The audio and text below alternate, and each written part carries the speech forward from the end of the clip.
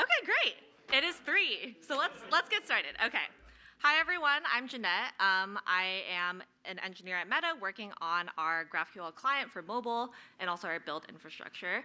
And today I want to talk to you about unset fields, which is a way to differentiate between null and purposeful omissions in your server response. So yes, before we get started, here's an outline of where we're going to go during this presentation. So we're going to talk about existing null definitions, which if you were just in the panel, maybe it is a bit of repetition. And then we're going to talk about where these null definitions fall short, where there might be actually a gap in our existing nulls. And then finally, we're going to talk about how you can fill this gap. What are your current options for representing this unsetness we're going to talk more about. All right, null definitions. First of all, we have a valid null. Pretty self-explanatory. So this is a field that's nullable in the schema. The server calculates it, and it's null. No drama, no error. It's a nullable field, and it's null. Easy. And then you have an error null. So this field was calculated on the server, and it resulted in a null with an error. Maybe your resolver threw an exception, right? And then in your response, what you get is a null field with a corresponding error in the errors array. So you have valid null, error null. Okay, so yeah, that sounds good. What's the gap? So we're going to talk about 2 scenarios where these existing definitions don't quite serve us as well as maybe they could. So the first one we're going to talk about is delta updates. So let's say you have a really expensive or really large field, and maybe this field doesn't have to be that up to date. So you have this thought of like, okay, maybe my client will send up a timestamp.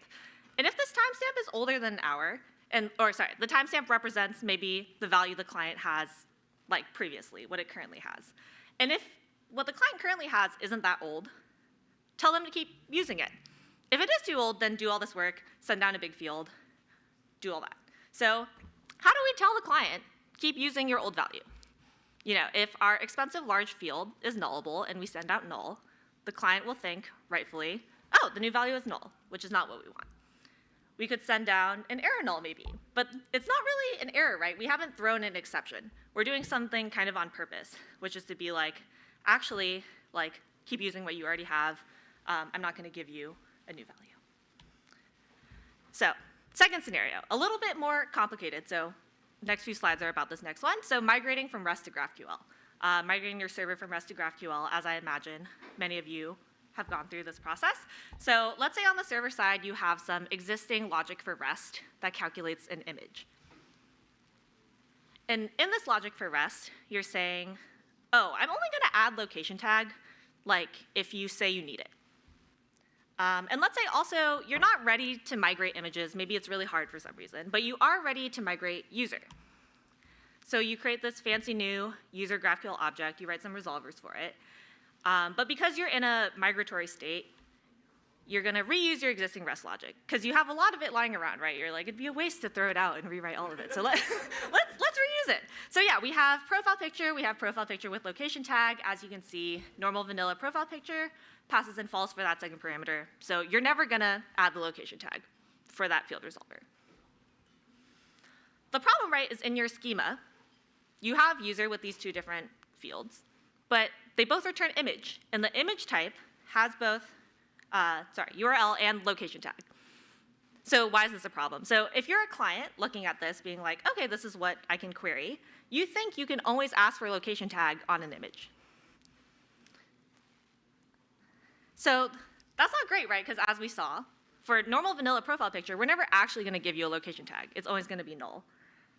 So that's not great, but what's even worse is if you're using a smart client, let's say Relay, or any client that tries to do you a favor by giving you data consistency across your app, which means, you know, if data changes on one surface, it's going to be propagated to all your other surfaces.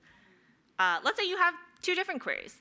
Profile query, which is asking for a location tag on the right field, where it's going to get calculated, and notifications query, which asks for a location tag on that vanilla profile picture field, which on the server secretly is always going to give you null, because we're never actually going to compute it for you.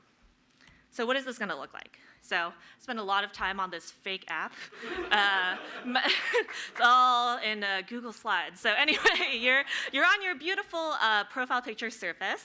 You know, you get this response. You're doing great. You have a location tag, New York. Amazing. Everything's going well.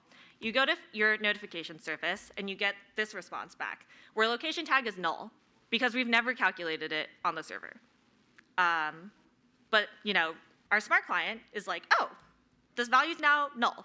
Let me write that into the normalized store, tell all the surfaces that the new data is null. And then your location tag disappears. So what's common between these two scenarios? Basically, we need a way to indicate null that tells the client to use what it already has instead of wrongfully deleting data. So what we propose is, in addition to those two null definitions, you kind of need this third weird one. I wasn't joking. I am, in fact, saying maybe we need a third one. So this third one is different from the other ones, right? Because we didn't calculate it on the server. And that's why it's null. And you might say, that doesn't really sound spec compliant. And you're right. The GraphQL spec says a response should contain what a client asked for. You should resolve what the client asked you to resolve, sort of all that good stuff. So what are our options for how we represent this unsetness? One thing you can do is use errors. So we talked about this a little bit. So it's not spec compliant to just leave it out, but maybe you can add a special error. And in the special error, you're going to say, actually, this null is like an unset null. It's like a special error that you're going to check for on your client. And if you see it, maybe you don't write it into your normalized store. Maybe that's fine. And in fact, for our migration cases at Meta, this is what we've currently been doing. But, this can really end up bloating your response size. So for the migration case, it turns out, while you're sort of reusing a lot of your logic, you might end up with a lot of these unset fields. And each of these has an error with a potentially really long error path. So at Meta, things can be very deeply nested. And this can really blow up, right? You have arrays of these deeply nested things. It's not going to be good for your payload size, and it kind of defeats the purpose of Delta updates, right? One of the things we wanted out of Delta updates was to send less over the wire. So instead of sending your large field, you're just going to send a large error now. So that's not great. And then maybe you could use a union type. So yeah, for the Delta update case, maybe you could have those resolvers return a union type, and that union will either indicate it's unset or actually use the data I've calculated. And maybe that's fine. But for the migration case, where you have a lot of these, if you start littering these union types everywhere, that's going to be a real pain for you later. Well, first of all, I don't know if you know where to put all these unions. But second of all, unions are not backwards compatible. So you only need to deal with this while you're migrating, right? And then when it comes time to remove all of them, you're kind of out of luck. There's not a nice way to do that. And then the last one, is maybe you could bring this back. Can I say that? Yeah, I'll say it right to these TSC members sitting in front of me. No, just leave, or wouldn't it be convenient to leave these unset fields out of the response entirely? And then, as long as your client knows how to interpret that, you don't bloat response size, and you get the behaviors you want. But, as the name suggests, it breaks the spec. Or does it? The spec says a GraphQL response, on the other hand, contains exactly what a client asked for and no more. But potentially less? Am I a lawyer? I don't know. Anyway, that's the end of my talk. Thank you, everyone. Disclaimer, it does in fact break the spec, so probably don't do it. But I do think it's something we could talk about more for how we represent this third weird state. All right. Thanks, everyone.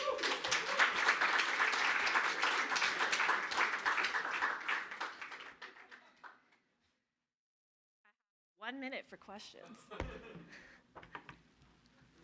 I guess, Lee, yes. But does breaking the spec make you feel bad inside?